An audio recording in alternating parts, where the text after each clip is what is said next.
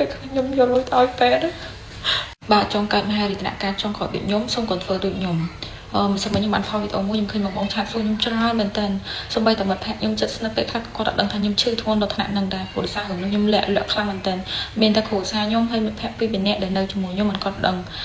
គាត់សួរខ្ញុំថាខ្ញុំឈឺអីគេហើយមិនបានឈានដល់ថ្នាក់ការហ្នឹងហេតុអីមនុស្សនៅមមមនុស្សនៅមើលមនុស្សនៅដើរបានហេតុអីបានទៅឈឺដល់ថ្នាក់ហ្នឹងអត់ជឿថាមើលទៅឃើញអ្នកឈឺទេតតែខ្ញុំផុសទៅបានគាត់ដឹងថាអូ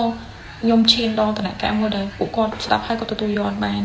ខ្ញុំចង់ប្រាប់ថាខ្ញុំឈឺយូរហើយអ្នកនរគ្នាហើយខ្ញុំមហារីកហ្នឹងគឺខ្ញុំមហារីកពវៀនដោយសារតែការញ៉ាំរបស់ខ្ញុំចូលចិត្តរបស់ឆាវខ្ញុំចូលចិត្ត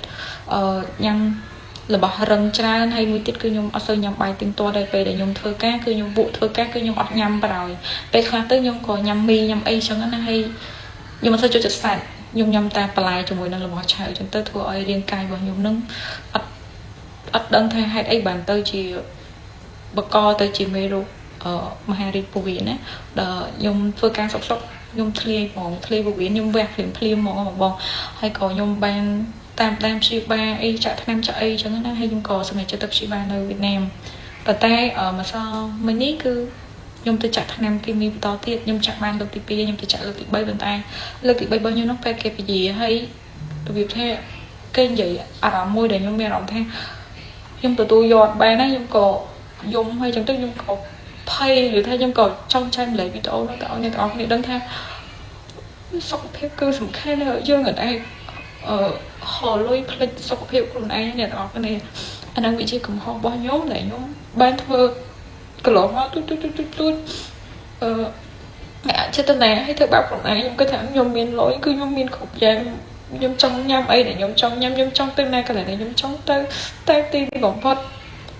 ពេលខ្ញុំយកលុយទៅឲ្យពេទ្យពេទ្យជួយខ្ញុំអត់បានអញ្ចឹងខ្ញុំគ្រាន់តែចង់ដឹងតែថាស្រឡាញ់សុខភាពឲ្យបានច្រើនហើយលុយហៅបានតែសុខភាពគាត់បានអញ្ចឹងអ្នកទាំងអស់គ្នានៅពីគេអ្នកទាំងអស់គ្នាត្រូវញ៉ាំកុំតំអក់ហើយឥឡូវគេងាយច្រើនអញ្ចឹងអ្នកទាំងអស់គ្នាគួរតែអាសាទៅ check សុខភាពដោយសារខ្ញុំរឹងមាំពេកតែខ្ញុំដល់ថ្នាក់ហ្នឹងគឺអត់ឈឺឈឺគឺធ្ងន់ក្រៅខ្ញុំធ្លាក់ពវៀនខ្ញុំវះភ្លាមមកខ្ញុំភ្លឺអ្នកនរគ្នាគឺខ្ញុំពេលដែលខ្ញុំមកផ្នែកមកខ្ញុំឃើញគេដាក់ពវៀនខ្ញុំនៅខែវខ្ញុំធ្លាប់តែមានរូបរាងស្អាតខ្ញុំគាត់ទៅខ្លួនឯងស្អាតដល់ពេលខ្ញុំមកខ្ញុំឃើញពោះខ្ញុំវះតាំងពីធំធូររហូតដល់ហូបសឹកហើយមានសយោសងជុំវិញសងខាងខ្ញុំមានអារម្មណ៍ថាខ្ញុំស្លុកហើយខ្ញុំទទួលយកបានទៅត្រង់រហូតម្ដងថ្ងៃនេះខ្ញុំនៅតែអត់ទាន់ទទួលយកខ្លួនឯងបាននេះចឹងខ្ញុំចង់ប្រាប់ទៅអ្នកគេថាតនេទៅឆៃសុខភាពមើលទៅកុំទុកខ្លួនឯងចោលកុំរឹងមាំពេករឹងមាំពេកអត់កើតទេរឹងមាំពេកធ្វើឲ្យខ្លួនឯងនេះចង់ក្រោយគឺឯកាហ្មងហូពេលដែលយើងមានបញ្ហាអារម្មណ៍មួយហ្នឹងគឺអត់មានណាគេជួយយើងបានខែយើងជួយខ្លួនឯងអញ្ចឹងខ្ញុំចង់ឲ្យអ្នកទាំងអស់គ្នា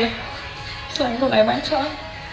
ខ្ញុំអត់ចង់ចេញមកវែកញែកអីច្រើនតែគាត់ថានេះគឺជាវាជាអាយុជីវិតចុងក្រោយរបស់ខ្ញុំអត់ដឹងថាខ្ញុំធ្វើសង្គ្រោះមែនប្រហែលដងទៀតឬក៏ខ្ញុំត្រូវទៅថ្ងៃណាព្រោះដោយសារពេលដែលចាក់គីមីនោះគឺធ្វើទុកខ្លាំងមែនតើហ្មងធ្វើទុករហូតដល់យើងមានអារម្មណ៍ថាខ្ញុំចង់ទៅស្លាប់នៅពេលហ្នឹងពិបាកញ៉ាំពិបាកគេងហើយខ្ញុំដាក់ព្រោះវានៅខែវហ្នឹងណាខ្ញុំកេងបានពីតែមួយចំហៀងទៅគឺខ្ញុំកេងអត់បានទេហើយខ្ញុំធ្លាប់មានប្រវត្តិវាសូត្រ6ដងខ្ញុំជាព្យាបាលសូត្រនៅ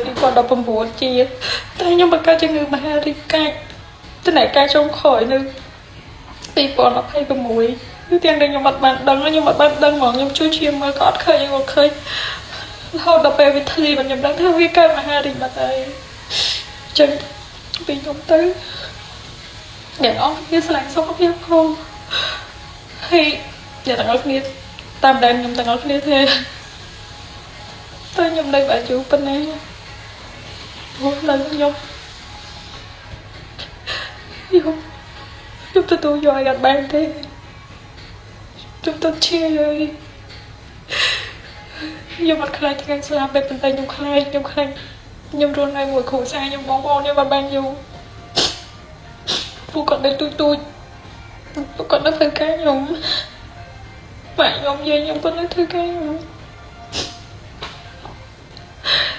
ខ្ញុំអត់មានអីទេខ្ញុំមានតែអរគុណទាំងអស់គ្នាដែលបារម្ភពីខ្ញុំសួរសុខទុក្ខខ្ញុំ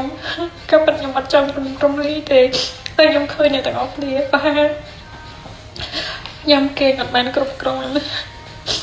ហើយពេលដែលខ្ញុំទៅពេទ្យខ្ញុំឃើញគេលាងឈាមខ្ញុំឃើញគេកាន់ហារីខ្ញុំឃើញគេឈឺខ្ញុំគឺច្រើនគ្នាមែនតើចឹងអ្នកទាំងអស់គ្នាវាយ៉ាងណាពួកខ្ញុំឃើញហើយខ្ញុំឃើញហើយខ្ញុំអត់ដល់ទៅធំសូម្បីតែកូនក្មេង1ឆ្នាំ2ឆ្នាំក៏មានជំងឺដូចខ្ញុំដែរចឹងចូលស្រឡាញ់ពុកទាំងអស់គ្នាដែរ